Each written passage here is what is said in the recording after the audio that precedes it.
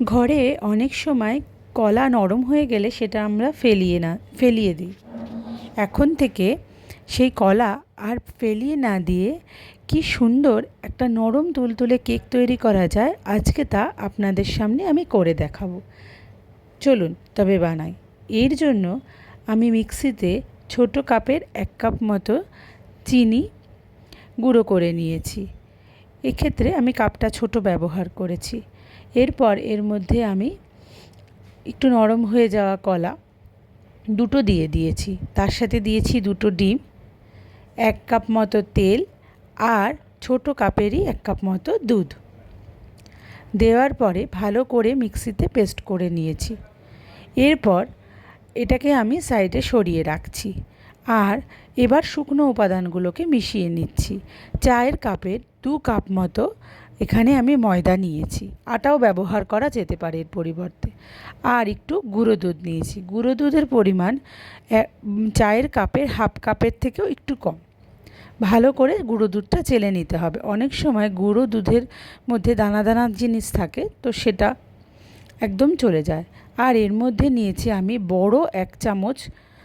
বড় চামচের 1 চামচ বেকিং পাউডার আর অল্প একটু হাফ চামচেরও কম বেকিং সোডা দিয়ে ভালো করে মিশিয়ে, এই গুঁড়ো উপাদানগুলোকে ভালো করে মিশিয়ে নিয়ে তার মধ্যে ওই ব্যাটারটা দিয়ে ঠিক যেভাবে আমি মাখাচ্ছি ঠিক সেভাবেই আপনাদের এইভাবে মাখিয়ে নিতে হবে। এরপর আমি এখানে দিয়ে দিচ্ছি একটু ভ্যানিলা এসেন্স। এখানে ভ্যানিলা এসেন্স আমি একটু বেশি দিচ্ছি, যাতে অনেক সময় কলার গন্ধটা আসে, এটাতে কলার গন্ধটা অনেকটা মুছে যাবে। ভালো করে মাখানো হয়ে গেলে পরে দেখার সৌন্দর্য আর মুখের টেস্টের জন্য আমি কিছুটা চকো চিপসের মধ্যে দিয়ে দিয়েছি। আর ব্যাটারটা মোল্ডে ঢালার পরেও আমি তার উপর দিয়ে কিছুটা চকো চিপস দিয়ে দিয়েছি। দিয়ে আমি এটিকে মাইক্রো ওভেনে 180 ডিগ্রিতে প্রিহিট করে 10 মিনিটের জন্য প্রিহিট করে তারপর আমি এটাকে 25 মিনিটস ধরে বেক করেছি।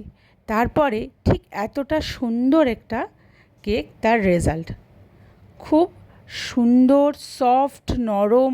আমি এখানে চিনি ব্যবহার করেছি, আপনারা চাইলে এখানে চিনিটা স্কিপও করতে পারেন। কলার একটা মিষ্টি আছে, প্লাস এখানে গুঁড়ো দুধ, তো আমার বাড়ির লোকেরা একটু মিষ্টি পছন্দ করে বলে আমি এখানে চিনি অ্যাড করেছি। আপনারা চাইলে চিনিটা স্কিপ করে দিতে পারেন, তাহলেও ঠিক এতটাই সুন্দর কেক উপস্থাপন হবে। ভালো লাগলে সাবস্ক্রাইব